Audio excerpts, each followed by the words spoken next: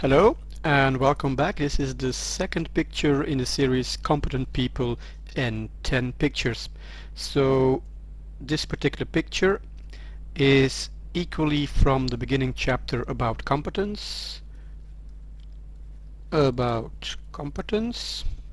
where we go after the key characteristics of this abstract word competence. And basically this picture deals with, okay, aren't there any levels of competence? I mean, competence is obviously how good you are in some specific domain, like how good you are at drawing pictures, for example, and I happen to be pretty bad at that, but I'm doing it anyway. So the question on levels. What about levels in competence? Um, and the picture is really simple. So the picture is the most simple picture I have to draw in this entire series, which is good for me, and it's basically a staircase, and it comes out of a little piece entitled "The Only Way Is Up, Not." So first of all, obviously there are some levels in how good you are at a specific competence domain. At work, for example, in our skill database, we have to say for a particular skill if we are at level 0, which would mean no skill, if we are at level 1, which would mean acquired, if we are at level 2, which is applied, or level 3, mastered. There are other people and other companies who use other combinations, and some have 3 steps, some have 5 steps. For example, there's Dreyfus and Dreyfus. I do not know if they are brothers or father and son or mother and daughter, but Dreyfus and Dreyfus, they basically have 5 steps. They have novice, experienced beginner, practitioner, knowledgeable practitioner, and expert. So depending who you talk to, there are going to be some levels of competence.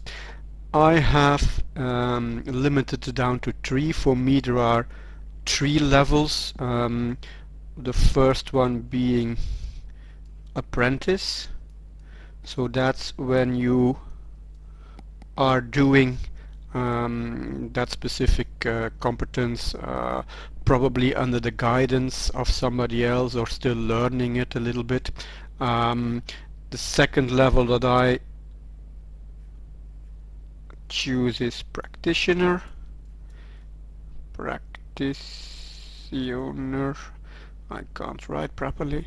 And the third one is master. So this is when you are mainly learning your stuff and doing it under some guidance. This when you are fully capable of doing that actually without supervision, and when you're mainly performing. And this is when other people start coming to you for advice and guidance, and when you're really on the top of your field. So I've chosen 3 steps. The main thing about these steps is that, again, coming back to the title, it's not a staircase where you only go up, because competencies fade. They are like flowers. One day they're like that, and the next day they're like that. And that happens when you don't maintain a particular competence, when you don't keep doing it, keep learning about it, keep talking about it with others, keep building experience. Because things change so fast nowadays. It's not because you know how to manage a team 50 years ago that you would still be good at it today, because some fundamental things have changed in how that works, for example. So I'm against the idea that you can only move up and that at a certain moment you reach a certain status, for example master, and then it can never go down again. That is just wrong. So I say that competencies can go up and can go down, and luckily they can go down. I mean, you don't have to keep at a high level for the rest of your life and something. So the thing is that I hope these things don't come as a surprise, but that's something you decide what to be good at and what to become less good at, and basically let some competency go again. So for me, the only way is up is just not true. Competencies go up and down at a level And that's actually a very straightforward thing that in most systems you don't find back. They insist that, you know, once you attain a certain level like this, you can never go down again, which is wrong. Um, by the way, in some survey for the book, I asked what's the shelf life of a competence, and obviously it's a very broad general question, and for some competencies it's going to last longer if you don't maintain them than for others.